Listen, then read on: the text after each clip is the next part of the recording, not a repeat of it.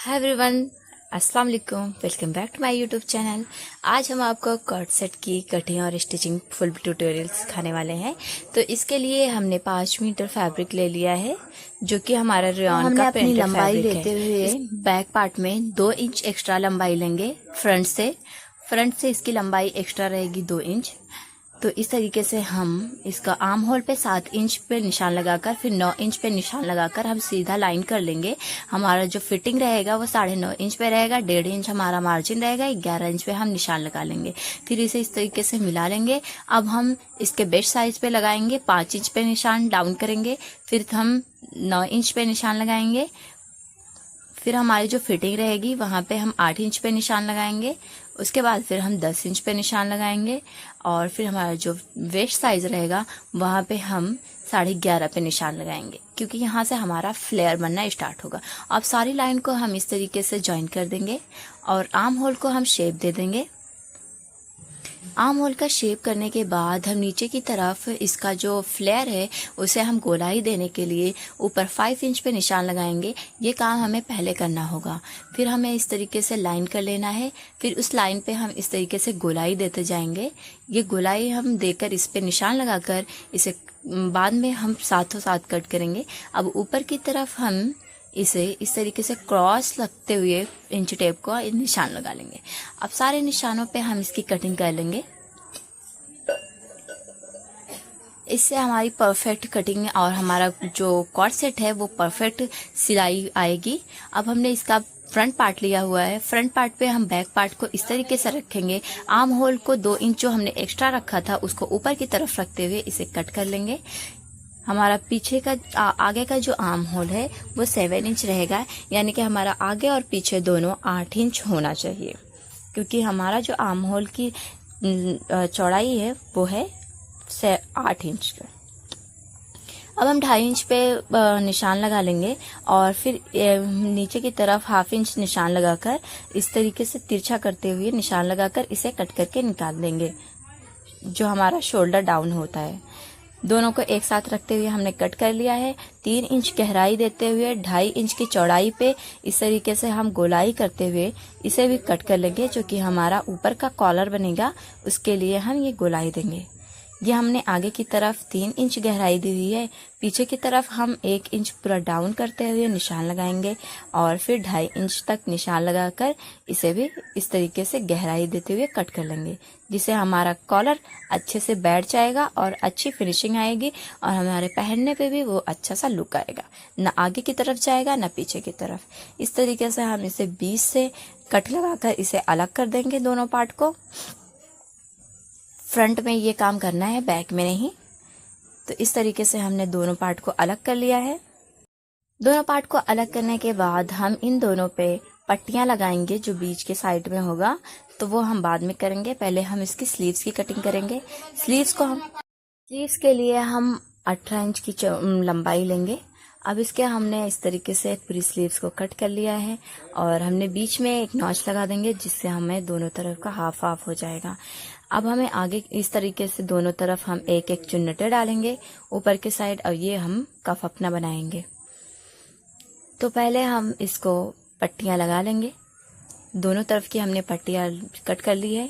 इस साइड की हमने पट्टी चौड़ी कट की है 1/2 इंच। अब इसे हम इसको इस तरीके से दोनों साइड को सीधा रखते हुए इस तरीके से सिलाई लगा लेंगे। सिलाई लगाने के बाद हम इसे इस तरीके से पलट लेंगे। पलटने पे हम इसे अंदर की तरफ फोल्ड करते हुए सारे फैब्रिक को 1 इंच की चौड़ाई देते हुए सिलाई लगा लेंगे। इसकी सिलाई कंप्लीट करने के बाद इसी तरीके से हम दूसरे साइड भी लगाएंगे। दूसरे साइड लेकिन हमने 1/2 इंच चौड़ाई लिया हुआ है, तो उसको हम बाहर की तरफ रखते हुए लगाएंगे। इस तरीके से इसे आगे की तरफ फोल्ड करते हुए सारे मार्जिन को अंदर की तरफ दबाकर ऊपर की तरफ से सिलाई लगा लेंगे, जो कि ये आगे की तरफ रहेगा। तो हमें एक दूसरे के ऊपर ओवरलैप करते हुए कोई दिक्कत नहीं आएगी। तो इस तरीके से ये हमने सिलाई लगा ली है। अब दोनों का शोल्डर हम अटैच कर देंगे। दोनों साइड हमने शोल्डर अटैच कर दिया है। अब इसका हम कॉलर की पूरा मेजरमेंट ले लेंगे। पूरे गले का मेजरमेंट लेने के बाद हम इसका कॉलर तैयार करेंगे। तो इस तरीके से इसका मेजरमेंट हाफ हाफ करते हुए हम लेंगे। हमारा ये पूरा 8 इंच आ रहा है, तो हम इसमें हाफ इंच ऐड करते हुए 8.5 इंच कर लेंगे। यानी कि टोटल हम 17 इंच की चौड़ाई में, और हमारा ये 5 इंच का 4.5 इंच का रहेगा, तो हम इसे 9 इंच कर लेंगे। यानी कि हमें डबल करना होगा। डबल करते हुए हम निशान लगाकर इसे कट कर लेंगे। अब इसे हमने कट कर लिया है, इसे इस तरीके से फोल्ड कर देंगे तो हाफ हमारा 4.5 इंच का आएगा, इस तरीके से। तो बीच में हम इस तरीके से हाफ इंच का निशान लगाएंगे, और दोनों तरफ से हम 5-5 इंच का निशान लगाएंगे, क्योंकि हमारा जो आगे का गला था उस पे 5-5 इंच का निशान था, वो 5 इंच था। तो इस तरीके से हम बीच में कट करेंगे ताकि हमारा पीछे की तरफ गला अच्छे से बैठ जाए, और साइड में हम हाफ इंच इस तरीके से निशान लगाएंगे क्रॉस करते हुए, और इसे कट कर देंगे ताकि हमारे कॉलर का लुक और जो शेप है वो आ जाए। तो इसे हम दोनों तरफ से सिल लेंगे। आगे की तरफ हाफ हाफ हम छोड़ देंगे ताकि हमारा जो फोल्डिंग है वो अच्छे से फिनिशिंग के साथ फोल्ड हो जाए। अब इसे हम प्रेस करके सेट कर लेंगे। पहले ही आपको इसको प्रेस करके सेट कर लेना होगा, वरना इसका कॉर्नर सही से नहीं बैठेगा।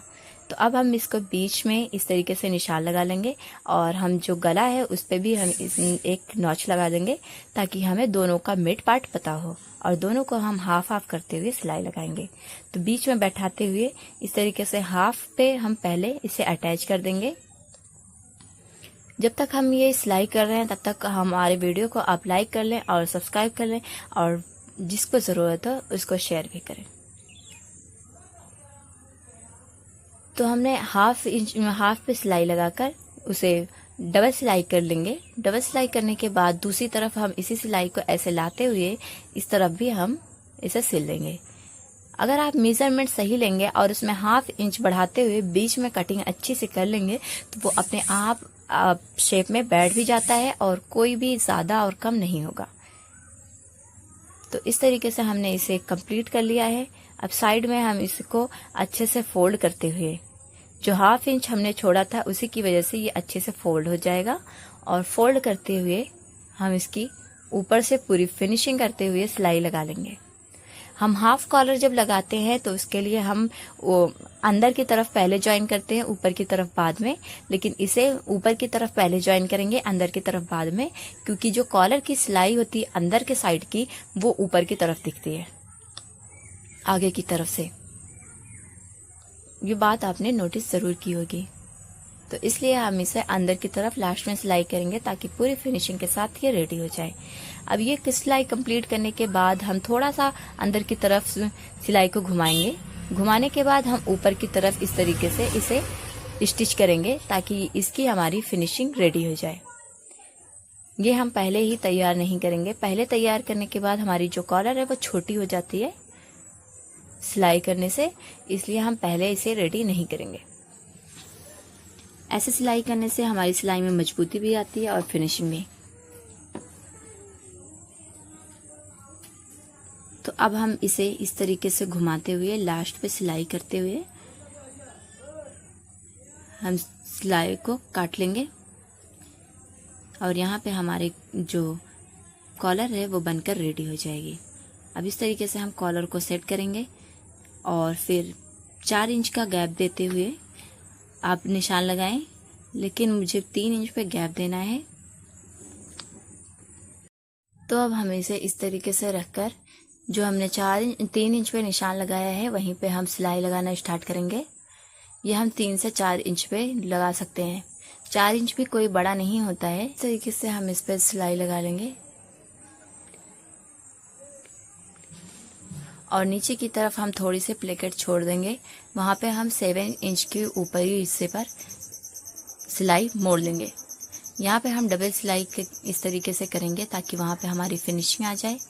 इस तरीके से थोड़ा सा गैप देते हुए दूसरी सिलाई हम कंप्लीट कर लेंगे। तो यहाँ पे हमारी सिलाई कंप्लीट हो चुकी है। तो ये अटैच हो चुका है। अब हम इसकी स्लीव्स लगाकर इसकी फिटिंग कर लेंगे। तो स्लीव लगाकर हम इसकी फिटिंग कर लिए हैं। स्लीव से हमने थोड़ी सी ओवरलैप करते हुए प्लेट डाली हुई है दोनों तरफ से। अब हम नीचे की तरफ इसकी फोल्डिंग कर लेंगे। फोल्डिंग करके हम इसको कंप्लीट कर ले रहे हैं। तो आपको ये वीडियो कैसी लगी है, लाइक करना और सब्सक्राइब। इस तरीके से हमने इसकी स्लीव्स पे बनाया हुआ है। ऊपर की तरफ भी हमने 2 प्लेट रखी हुई है, नीचे की भी तरफ हमने 2 प्लेट रखी हुई है। हम स्लीव्स की अलग से वीडियो बनाकर डालेंगे और इसके प्लाजो की भी। तो मिलते हैं नेक्स्ट वीडियो में, तब तक बाय बाय। और लाइक करना, सब्सक्राइब करना और शेयर करना मत भूलिएगा।